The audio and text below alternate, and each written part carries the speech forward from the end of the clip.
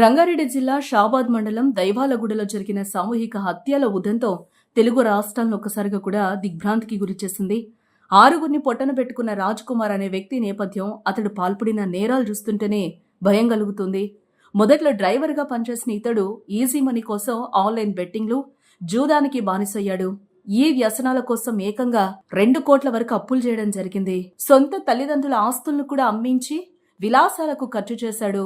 ఈ క్రమంలోనే ఇతని ప్రవర్తన మరింత దారుణంగా తయారైపోయింది. తనపై గతంలో నమోదైన ఒక పోక్సో కేసు ఇతని నేర చరిత్రలో కీలకమైన మలుపు. ఆ కేసులో ఇరుక్కొని జైలుకు వెళ్లొచ్చిన రాజ్ కుమార్ అప్పట్నుంచి కేసులో సాక్షులను లేకుండా చేయాలని కక్ష పెంచుకున్నాడు. చట్టం తనని ఏం చెయ్యలేదు అనే అహంకారంతో పగ తీర్చుకోవాలని నిర్ణయించుకున్నాడు. పోక్సో కేసులో సాక్ష్యాలు చెప్పిన బాలికపై రాజ్ కుమార్ తీవ్రమైన ద్వేషం పెంచుకున్నాడు. ఆ కక్షతోని ఆ బాలిక ఇంటిని లక్ష్యంగా చేసుకున్నాడు. అర్ధరాత్రి వేళ ఆ ఇంట్లోకి చొరబడి నిద్రిస్తున్న బాలిక తల్లిని, నానమ్మను కత్తితో నరికి చంపేశాడు. ఆ వెంటనే ఆ బాలికను బలవంతంగా బయటకు తీసుకెళ్లి సమీపంలోని నాగర్కుంట చెరువు వద్ద దారుణంగా హతమార్చాడు.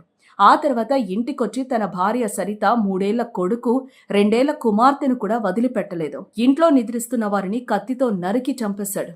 ఎంతో ప్రేమతో పెళ్లి చేసుకున్న భార్య, కట్టుకున్న 2 పసిపిల్లలను కూడా కనికరం లేకుండా అంతమొందించాడు.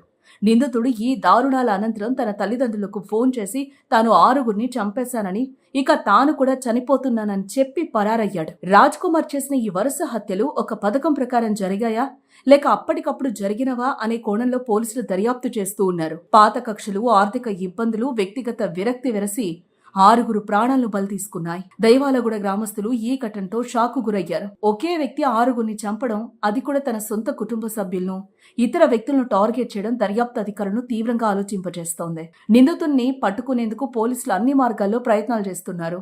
ఈ క్రమంలోనే పోలీసులకు మరిన్ని అనుమానాలకు దారితీసింది. ఈ దారుణ ఉదంతంలో పోలీసుల దర్యాప్తులో ఒక దిగ్భ్రాంతికరమైన మిస్టరీ అంశమే వెలుగు చూసింది. హత్యలు జరిగిన నాగర్కుంట చెరువు వద్ద నిందితుడు 7 ఇటుకలను ఒకదానిపై ఒకటి క్రమ పద్ధతిలో పేర్చి ఉంచడాన్ని పోలీసులు కూడా గుర్తించారు. ఈ చర్య వెనుక మూఢనమ్మకాలు, క్షుద్ర పూజలు లేదా నిందితుడి వికృత ఆలోచనలు ఏవైనా ఉన్నాయా అనే కోణంలో కూడా పోలీసులు అనుమానాలు వ్యక్తం చేస్తూ ఉన్నారు. ఈ సామూహిక హత్యల వెనుక అసలు రహస్యాన్ని ఛేదించడానికి పరారీలో ఉన్న నిందితుడు రాజ్ కుమార్ ఆచూకీ కోసం పోలీసులు ప్రత్యేక బృందాలను రంగంలోకి దించి గాలింపు చర్యలను ముమ్మరం చేశారు. రాజ్ కుమార్ దొరికితే అన్ని అనుమానాలు తీరే అవకాశం ఉంది.